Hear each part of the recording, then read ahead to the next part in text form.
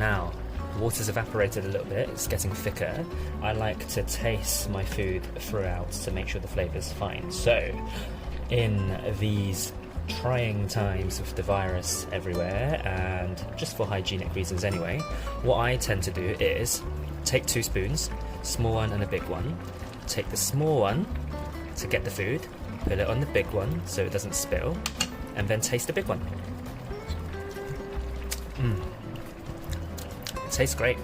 So here, only the small one goes in to the food, and the big one stays closer to your mouth. No germs, no contamination. Now I've added everything in and my chili is almost done. Super healthy chili.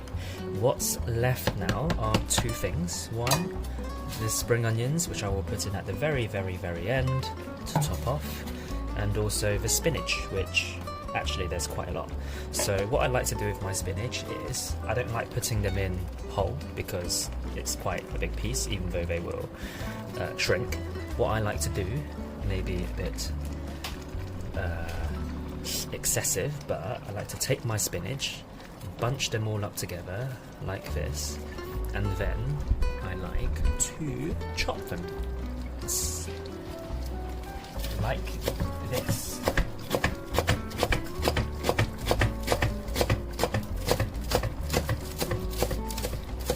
Now, what we have is this. And I like it like this because you kind of feel like you get to eat more of it. It cooks really quickly and easily, and it doesn't bunch up into kind of bigger, chunky, shriveled up pieces, if you know what I mean. So that tops off my healthy chili, and you just stir it in. Give that a go next time, maybe. Right, and just to show you what it looks like, put it on top and stir it in. Take the bay leaf out. Don't eat the bay leaf. You can't eat bay leaves. Okay, don't eat it. And just stir it in.